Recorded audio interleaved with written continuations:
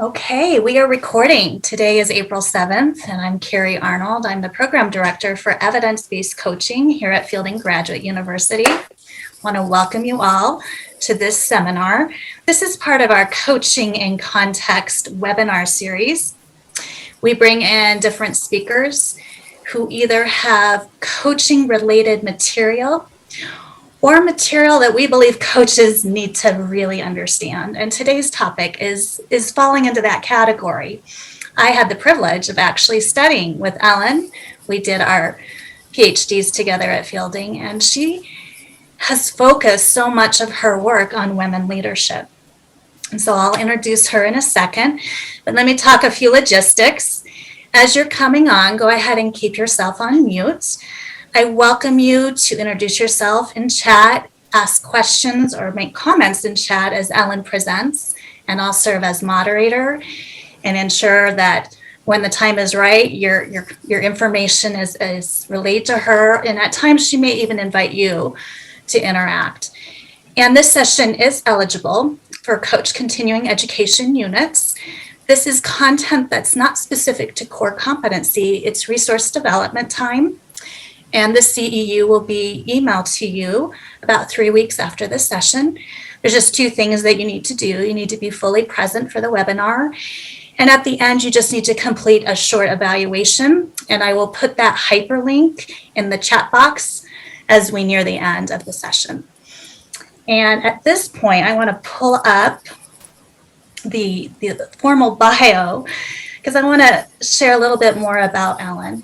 So she is a co-founder of a firm that's dedicated to developing women leaders, and it's called the Playbook for Women Leaders. Or actually, no, it's called Her New Standard, the Playbook for Women Leaders. Did I get that right? You got it right. All right. So Ellen's full name is Ellen. Where did I put it? Keithline Byrne. Did I get that right too? You did. Awesome. Mm-hmm. She has a PhD in organizational development and change. She's been published in multiple places, the Journal of Organizational Change Management, the OD Practitioner. She's a contributing author to Harvard Business Review, Forbes, and more. And I'm excited to have her bring this particular content on retaining and developing female talent, about applying science for meaningful change. Those of us who coach, I would argue, probably have female clients. And so it's important for us to sort of understand a little bit more of the background and how we can be better positioned to understand their context. So Ellen, I'm excited to turn the floor over to you. And again, I will mute myself and then you just let me know when you need me, and you can do screen share now as well. All right. Thank you so much, Carrie. I have to say it is so fun to be back at Fielding for, even if it's just an hour. When Carrie reached out, I was like, yeah, of course. I mean, it's been, and I see two of my classmates here also, in addition to Carrie. It's been 4 years since we graduated, but the Fielding experience for me really catapulted me in my thinking in so many different ways. So I'm excited to share how I applied really the thought process that I learned at Fielding to my current business. And so with that, I will get started. I have to say, I do a lot of presentations virtually. I bet you all do. And the one thing that I spend a lot of time on is Zoom, and I usually do breakout rooms. So for me to talk extensively is something that I don't choose to do, but I'm going to do it today, at least for a little while. So here we go. So, you know, it's interesting. I tell the story about Her New Standard, which is a company that we started right after I graduated 4 years ago. My two business partners and myself had been in the workforce, leaders, female leaders in the workforce. We also were all tasked in different ways with talent development. So we were one partner was head of HR, one was head of talent, one was head of, me was head of learning and development at Save the Children. And then we all decided to in some way leave the internal place to go external and start our own businesses doing development and doing coaching. So we're all executive coaches, like I imagine most of you. So we sat and we said, all right, what do we want to focus on? If we want to work together as a business, what do we really want to focus on? And we all decided that we were eager to focus on women's development. So when I show you this screen here of retaining and developing your female talent, that was something that really came up for us. So what I'd like to tell you today is sort of the process that we went into saying, yes, we've identified this problem of the need to advance women leaders. I'd like to talk to you about how we kind of went through the process of analyzing the problem and then looking at the solution. And the reason I want to do that is because I think this idea of pulling in the science and pulling in research is so critical to any of the work that we do. But with that, the context of looking at women and what's going on with them now, and how we as coaches can really help them if we start to understand their predicament, their situation, the system they are working in a better way, that we can actually help them excel. So we are going to do an exercise at the end and get a chance to practice some of the things that we're talking about. So the problem, and I know many of you already know this problem, but the way we looked at it is we all know that many companies are thinking, gee, it's not just nice to have women at the top. It's not just the right thing to have more of a diverse workforce, although it sure is a nice thing to do.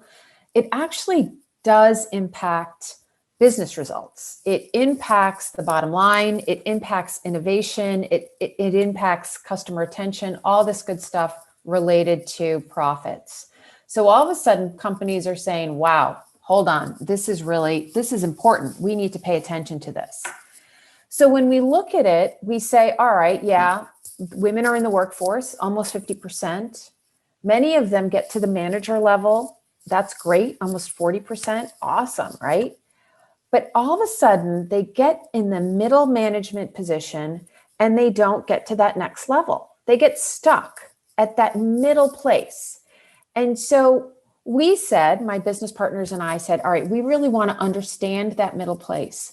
We want to understand what we need to do to get women over the hump and get organizations to embrace this so that they can move into the more senior level positions, executive level and CEOs.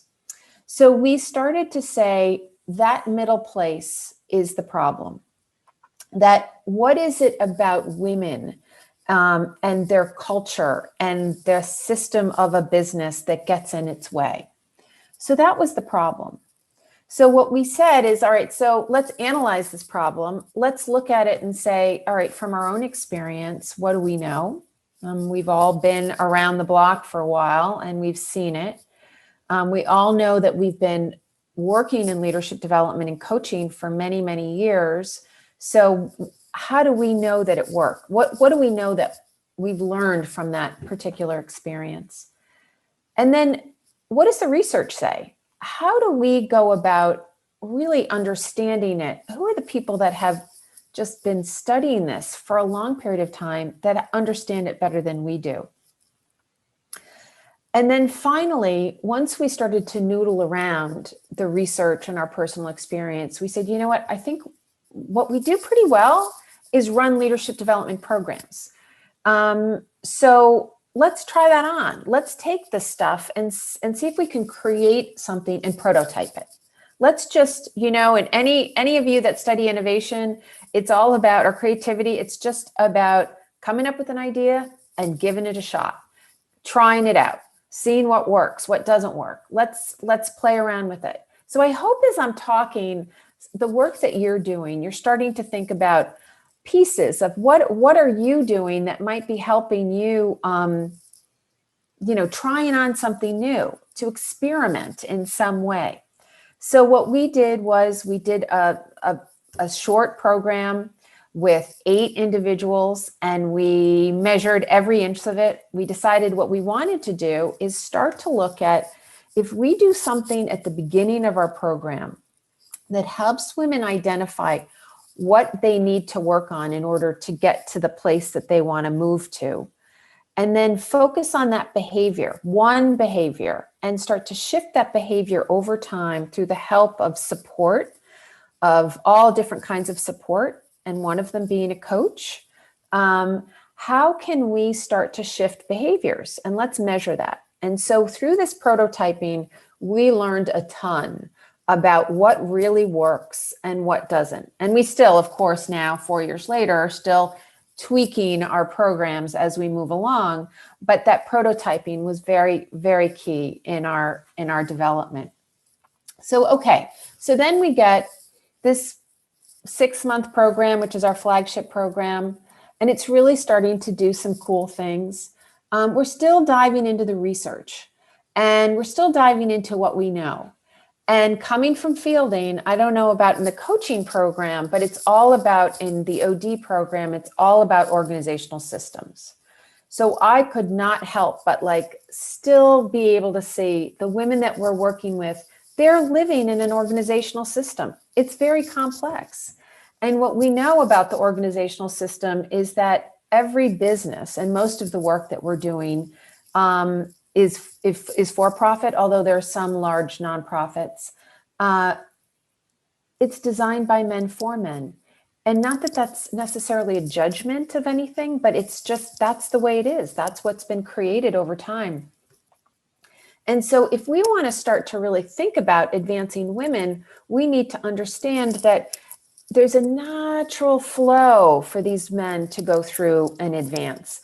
It's it's a system that rewards men advancing. And so when you start to think about a manager, you think male, and even women do. So it becomes an unconscious bias that we all know about unconscious biases. But that's the root of so much of the belief about, ooh, can I even do it as a female? Because I don't see somebody like me up there. I don't see, and I'm talking about women, but it can be any diversity of thought this applies to. So you talk to so many women that I've had as interviewers. I've talked to them afterwards, and they're like, "Oh no, that man was just a better fit." And then you start to tease it back, and you say, "Okay, let's really look at this. Have you ever seen a female in that job? Have you ever seen somebody, that doesn't look like a white man in that position before?"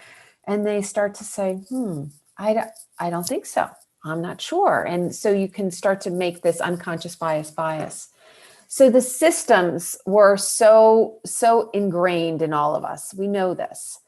We know the talent management systems are a key component to all of this, which is so exciting to see some significant shifts happening, especially in the last year, which is really cool, with hiring slates looking different, with really a focus on trying to build that bench. And in my work with my company can really does help with that. And then helping managers have the really good career conversations for women, like giving them really good feedback. And then lastly, when it comes to the systemic look, so many of the quick Band-Aid answers was, and I love this is adding women and stirring approach. This is Robin Ely, who's at Harvard Business Review. She's amazing. She really runs their gender initiatives. And she quoted this, and it's really saying, oh yeah, we can add a woman to that board. We can add a woman to the team, and that's gonna do our quote, take care of our quota. That's gonna fix the problem. But the reality is it actually throws her off, because whenever there's somebody that's not like everybody else on a team or in a group, they are struggling to try to fit into that group instead of trying to actually be their authentic self and show up in their full regalia of awesomeness. So they get stuck. And so this is all the system stuff, right? This is stuff that I'm sure you all know.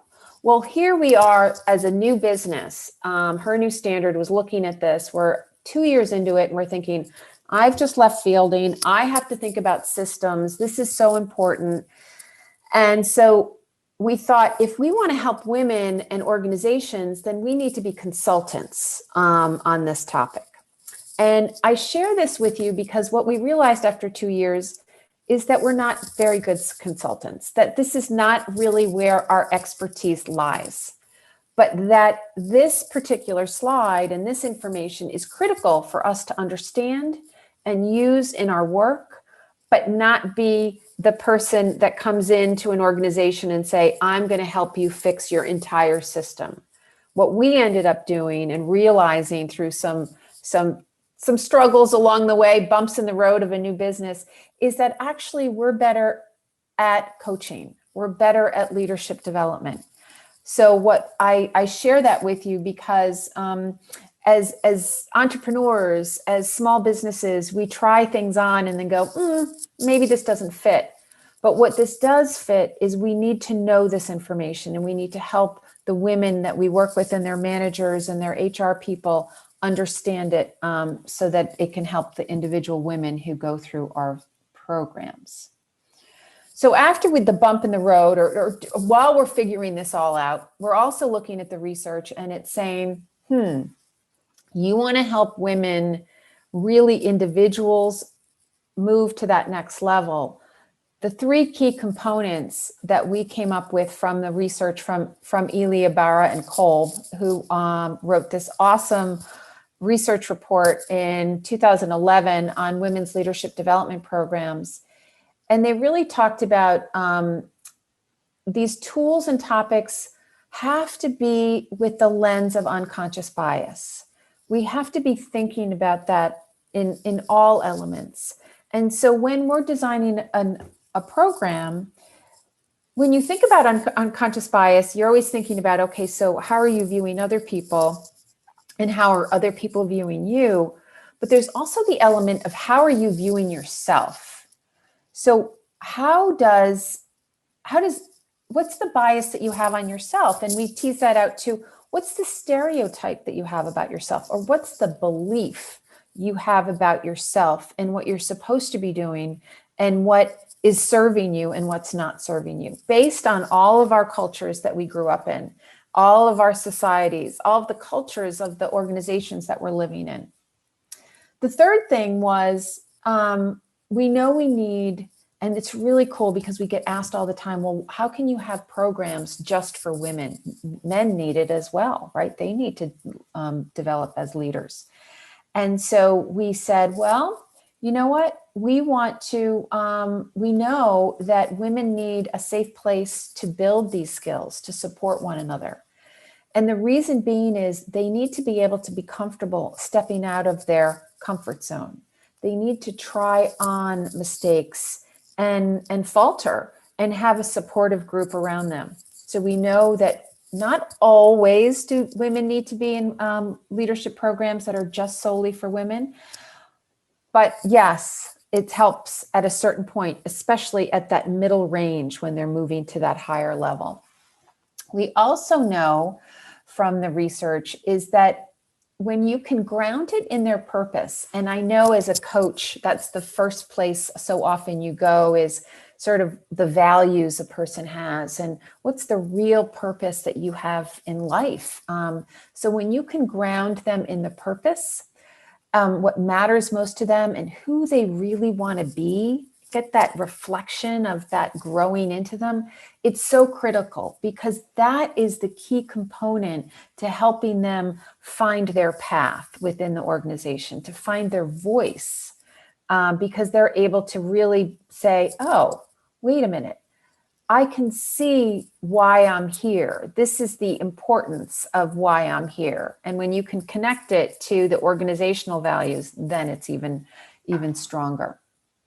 So we find, in addition to those 3 points on the previous slide, is that when you can really look at this, and this is the idea of what women are struggling with, and what any leader is trying to really hold on to a leadership identity. They're trying to say, what does it feel like to be a leader? Let me try to be a little leaderly. Let me try a little something on and have a small win. Let me step out of my comfort zone and try it on and then see what it's like and ask people for advice and how do I tweak this? How do I make it better? And by those little baby steps, that's how those small wins become greater. And that's how you become more of a leader. And when you can start to say, oh, wait a minute, I did lead that team through that project. And actually, it was quite successful. And I'm pretty proud of it. Maybe I am ready for something bigger. So you start to really internalize it and it starts to become who you are. So that was a key learning. The second thing, as we talked about, is professional purpose. Really understanding this need to, who am I? What do I want to be? Why am I here? What's important about me being here? Gets me up in the morning and going to work. And then the last thing, which is really very key, I called it here navigating the organization, but it's understanding those strengths that you've had, those things that have gotten you to that middle part of the organization. What skills do you need to get to that next level? So often in many of our programs, we get women saying that I'm a perfectionist. I say yes to everything. And when you look back in women's history, so often they've excelled in school. They've gotten, they're the top of the class, or they're better students than their brothers. They've gone to university and they really stand out as being, so many of the women are standing out higher than the men in those graduating classes. They enter into the workforce and they work hard. They really work hard. They say yes to everything. Give me that project. I can do it. I'm a doer. I got this all under control. And they're seen as somebody that's really standing out as exceptional. And they're like, wow, this person is she gets work done. She gets it done really well, high quality work, all amazing stuff, right? Everybody wants that. Well, actually, those people that get stuck in the middle, they're really good at that. The skills that you need to get to that next level that I keep referring to are the big picture thinking skills. Those are the skills that aren't the ones that are getting all the tasks done and getting every detail done, saying yes to every single project. The ones that move up are able to prioritize, are able to say, no, I don't want to, that's not within my bandwidth or my scope, or that's not leading me towards the goal that I'm working towards. It's also not saying, oh, well, I can't delegate this. I'm afraid to give this to somebody else because they're not going to do it as good as I do it, because I know I do this project so well. So the idea of relinquishing control is something that often those people that get stuck in the middle are not able to do. So I share this because navigating the organization is key for people to understand that those skills that have gotten to that middle part are different than the more senior level part. And for some reason, the men get mentored informally around this in a much better way than women do. So what do you do about it? What do you do about this? Okay, you're all coaches, or most of you are coaches on this call. I would like to ask you, let me just give you this definition first. When you really are looking at leadership identity, it's about leadership presence and finding your unique voice, your style of engagement, and ways of positively contributing to the people in the organization, which includes 3 ingredients: self-confidence, self-efficacy, and authenticity. And I share this with you because when you can help your clients really find their unique voice and connect that unique voice to their organizational goals in some way, the light bulbs go off. all of a sudden you feel like you belong in the organization because you're like, oh, right, because I am driving this particular project. I am creative and a problem solver and have great relationships. And we're trying to bring in new clients. And ultimately, if we're trying to bring in new clients and I can be creative in trying to bring those clients in, then that's what makes me unique in this organization. And I feel like I then belong. So helping your clients identify that is a very key piece. Now, I'd like to throw out, and I see a lot of questions in the chat or comments, so or a few anyway. But before we get to that, well, maybe let's start with this. Let's see what it says. Carrie, would you like to share some of the ones that really stand out? Yeah, there actually is one question that I'd love to hear the answer to that Chris asks, and that is it beneficial or detrimental to have men involved and engaged in these safe places of women leadership? So should it just be for women, or is it open to others? And what's your reaction to that, Ellen? Yeah, and Carrie, that's what I was getting at before. The research shows that often in leadership development programs, it's very important to have both, right? Because you're working with all, both sexes, it's for all people. So it's important to do that. However, what we're finding is that at this leadership identity place that I'm referring to, that stepping out of the comfort zone in such a big way, that's very really trying to shift your belief systems about who you are and who you want to grow into. That is very powerful when it's all women, because you can stumble together. What we find is when there are men involved, there's this hesitancy to jump in. There's this wondering why it feels a little bit, it's just not, they're not as authentic. So it's really very cool when we found that this to be the case in our situation, because we keep getting asked that question and we say, yeah, but for this place, it's really impactful to have it be all women. That's a really helpful distinction, because I think what you're bringing up is we tend to look at it as a broad brush. And you're identifying something that's a distinction that I think is important for those who do leadership development work. Thanks, Ellen. I think that was the big question. There was just a lot of comments. Okay, cool. So I want you to meet Teresa. I'd love to have all of you fabulous coaches and others that are on the call think about this. And I'm going to read you Teresa's bio, because just imagine that you're a coach that has gotten a call from a COO, of a mid-sized financial company. And he's a white male, and he says, oh, I have this fabulous client, Teresa. She's 46 years old. She's a Latina woman who has worked there for 8 years.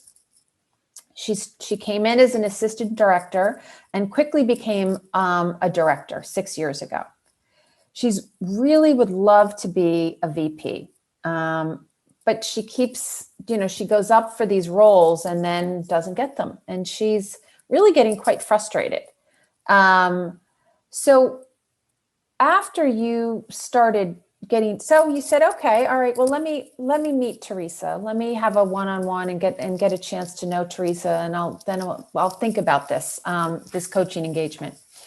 So you find out that Teresa shares with you that the senior leadership team is all male, all white male, and that she's been going up for these jobs and she just keeps getting bumped up. And she says she gets feedback from them that they really respect how highly detailed she is, that she works hard, she always gets her work done, but that she's not a strategic thinker, and that she doesn't get the big picture and how it relates to really the bottom line. So she gets the feedback that she's not leaderly. She's not leaderly.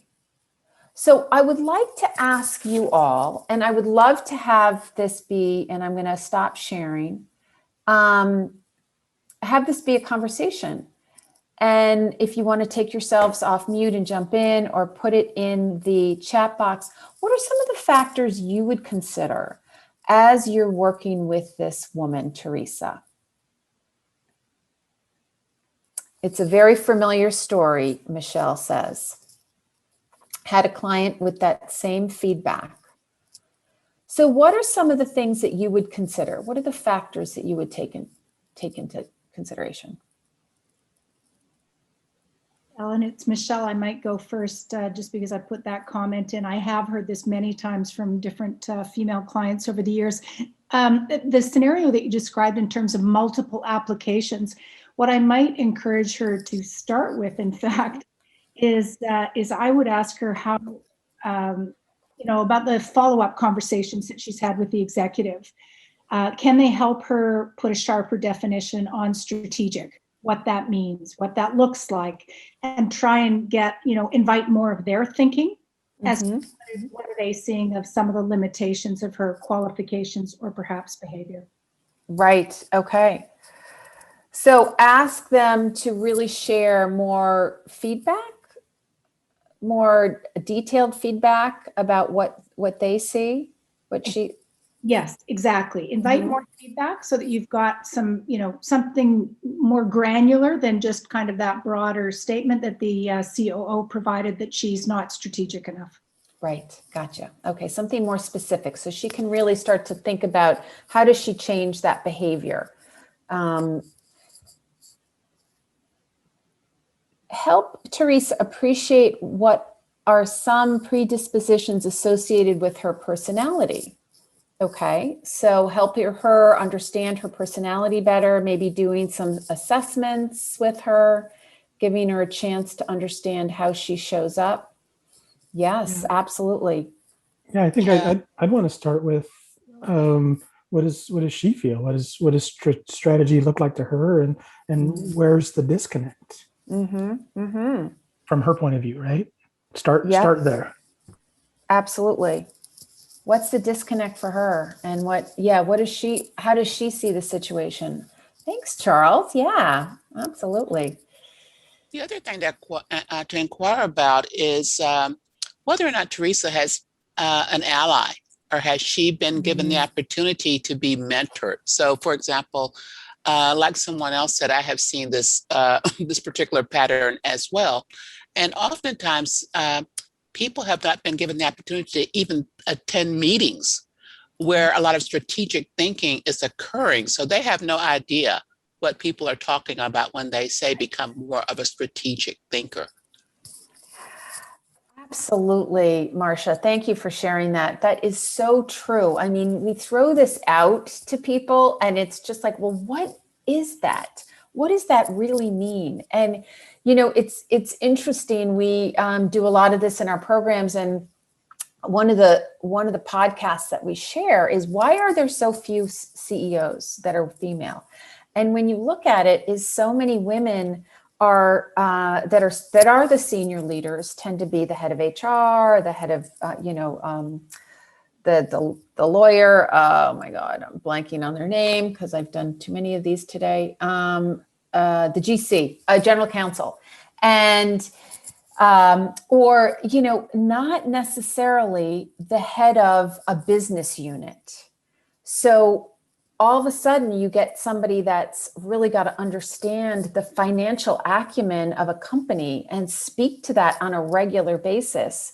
That is not something that often women get guided into, and understanding the importance that they need to have experience in that. That might not be where they want to stay their entire career, but they need to have an element of that understanding in order to have the dialogue and speak the language of strategy.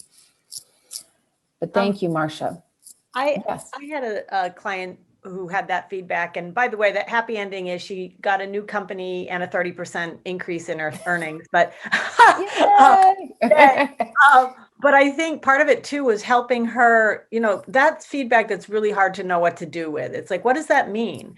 But what we talked about, and we actually kind of used some Harvard Business Review articles about this as part of the coaching, was to say, how can you get a sense of the big picture of the company and where it's going, and really be able to position what you do in relation to that, you understand that direction, that you understand that.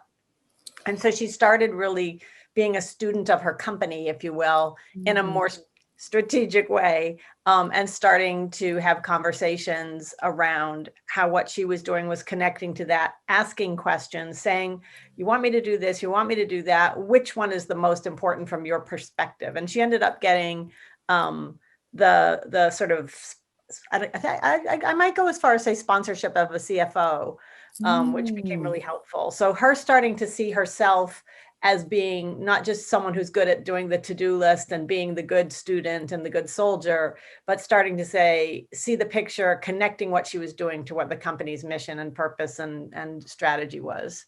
Diane, that's so important, and helping them see that element of what their area is and how it's connected to that big picture is something that it's always remarkable to me that's not a natural tendency for some people.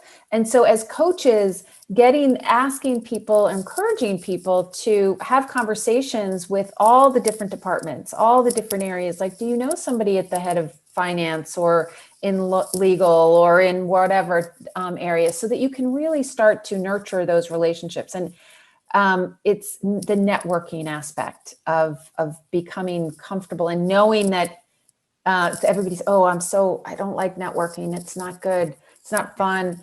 But you know what, when you can sort of reframe it as, if you're not doing it and learning this, then that's holding you back. And it's adding value to your brand, if you will, if you can understand it. I see Denise's hands up. What's your question, Denise, or comment? Well, I wanted to make a comment because in the chat we talked about, how to help the coachee or the person, our client, but also how to impact the culture. And I always see both. And I talked with my clients about both. First, helping her assume responsibility, how she might be contributing to that perspective, but also how she might be contributing to generating options like the mentor, asking for mentoring or linking to other people or requesting feedback, but also, being more expressive of her vision as a leader, because I also read this paper that was very interesting about, it was Ibarra's paper on how women are perceived as less visionary because of the lack of expression of the vision, maybe prioritizing what we do. I am also a woman, so I prioritize what we do versus what we can do in the future. And that could be preventing her. And then to impact the organization, defy unconscious biases, search for allies, and ask people to be an ally. Like, if I'm interrupted, can you step in and ask for space for me to speak? Those kind of things. Yeah, you said so many things, Denise, that are so critical to all different. So we in my work, we talk about leadership brand. So how do you show up as having, who are you and what value do you offer the organization, and how can you say it in an authentic way so that people know, this is what I do really well, this is what excites me, and this is how I help the company. So when they can start to make those connections and be able to speak it, it becomes, people then know it, because you're right, women aren't very good at that. It doesn't, not all, but often, and we're socialized to kind of, be the quiet ones, to just allow others to get the spotlight in some cases. So Chris, I see your hand up. Do you have a comment? Yeah, I was just curious, the perspective on coaching a woman who's moving up through the ranks from manager to executive in an organization where that glass has not been broken, versus one where there's already a woman in the C-suite, and the difference between a woman in the C-suite who has sacrificed everything in order to be a man to get to that C-suite, as opposed to somebody who has, and I don't know if there's a difference, once there's a woman kind of in the corner in the corner suite? Does that make a significant difference, or is it just having a good champion for her? Yeah, and I'm blanking on the percentage, but it's something like you need 3 out of 10, 30% in order, whatever the minority, whatever minority is, because in order to allow that person to be authentic, to give them the space to be fully who they are, and not be struggling with trying to fit into the realm of, like you said, Chris, being one of the men.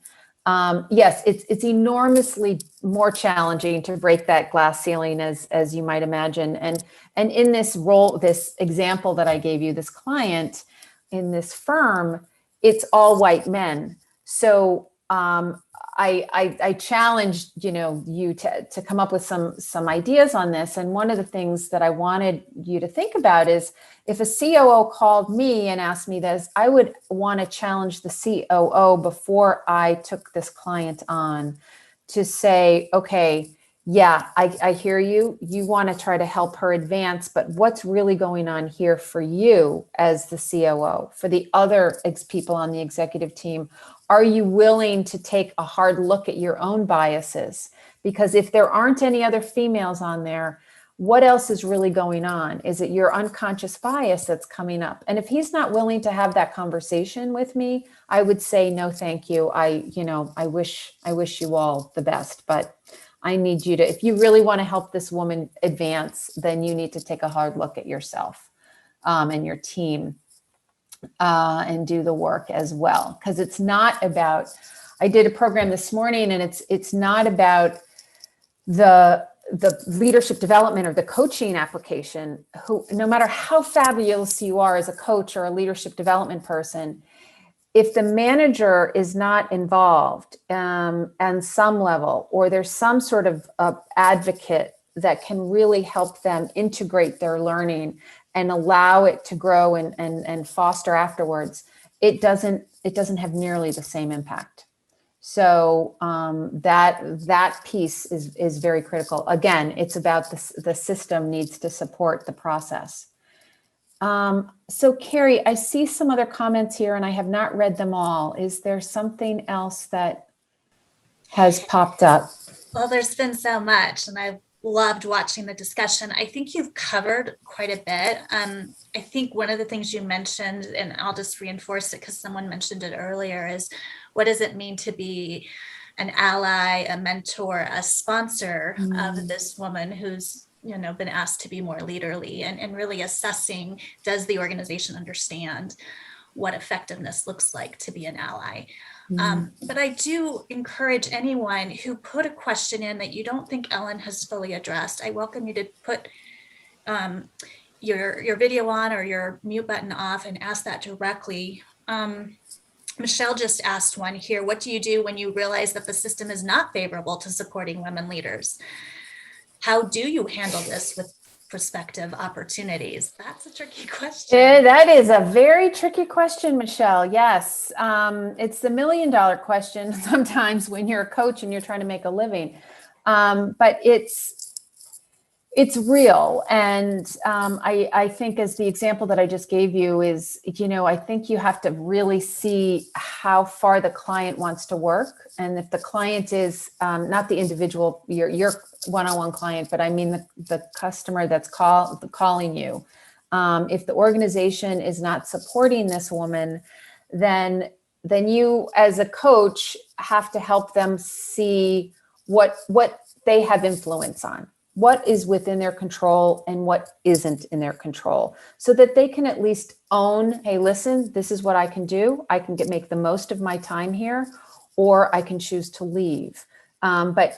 Because there's all that stuff, like to try to help clients see the difference, wade through that. Oh yeah, I do have control over networking, and I do have control over working on certain aspects of my skill building, but I might not have control over whether they're going to do, change some huge systemic thing, or change the board to have more women on it, or to change some sort of an idea that's happening. So you got to help them sort of decipher through and what do they really want ultimately. So what I think what might be helpful, Carrie, is what if we, let me just summarize this, and I'd love to just open it up to questions, any question afterwards. But let me just summarize with my last slide here on this, Teresa. So I wanted to just bring up some of what we've already talked about, but if I were working with Teresa, with the COO, again, I would make sure that the COO and his leadership team is willing to talk about the unconscious bias.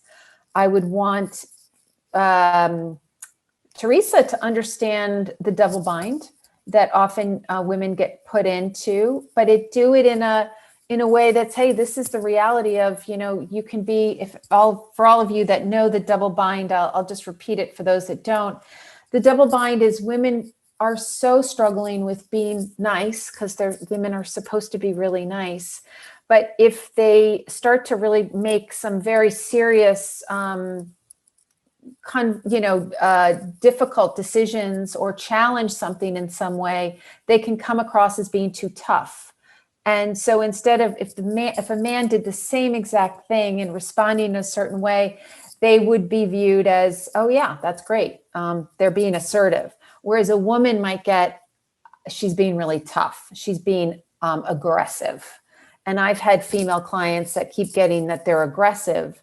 And meanwhile, they're either too nice or they're too tough. So women struggle with this. So what I would want to do with Teresa is help her understand the double bind.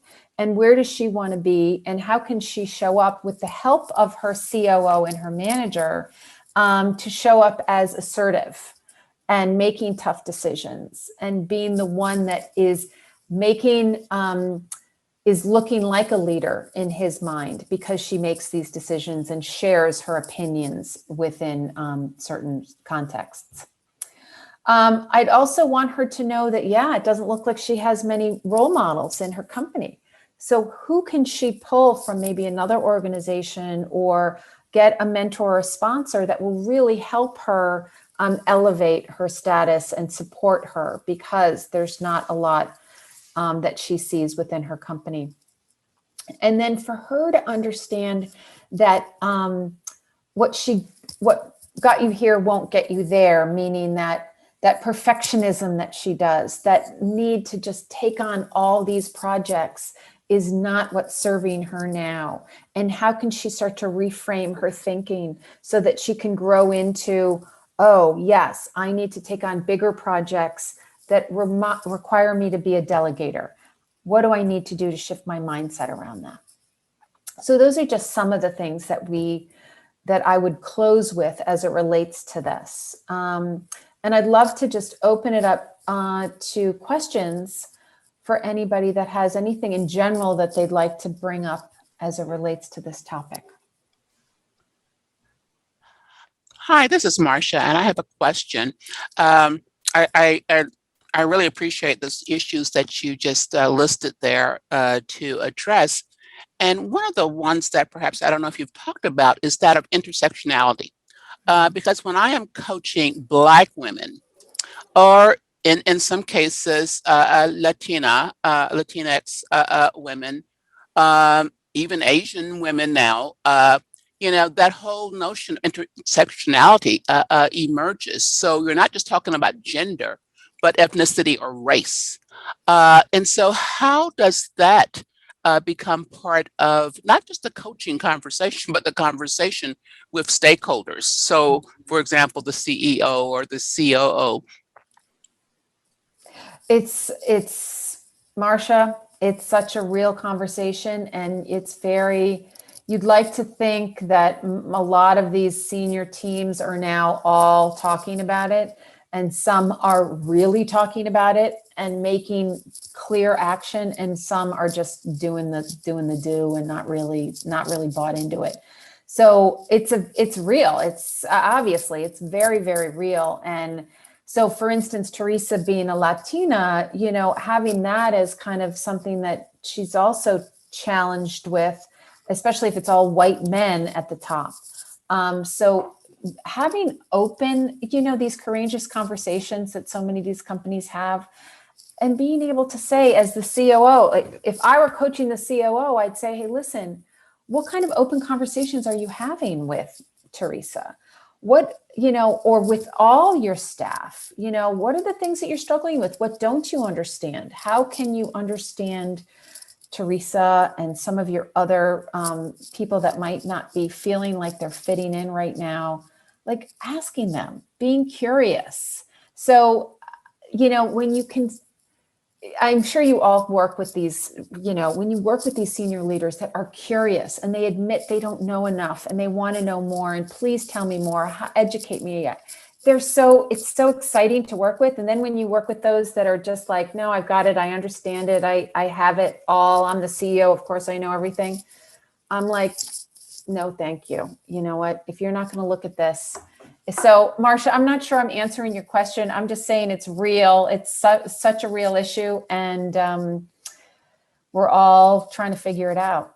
Yeah, it is real. The other person that I've actually started bringing into the conversation, especially given the how organizations are waking up, I guess you might say, are the DEI folks. And really using, before I would not have thought of them as a stakeholder. And now I do. In terms of talent management, because their role in organizations is changing. And they are becoming more of a change agent versus a content expert or someone who's responsible for monitoring the stats of the demographics. And so that's something else for us all as coaches to think about, is as we're interviewing stakeholders or doing a stakeholder analysis, to include the DEI person. Such a great point, Marcia. Thank you so much for bringing that up. That is very, very key. Yeah, and so many of these companies now do have real important, sometimes they're even sitting on the, on the executive team, which is awesome. Love that. Thank you. What else comes up? Ellen, one thing that's coming up for me is just the value of team and group coaching at the senior level. So, you're having these one-off conversations and you're probably feeling a little bit of support and mentorship for women, including all their intersections and what they bring. But I think there is a place that organizations are starting to lean into a little bit more with the team coaching, and how coaches can start to really engage the group around some of these hard conversations collectively, which is a different skill set for us as coaches to learn. But that's what's coming up for me as I'm listening to this conversation.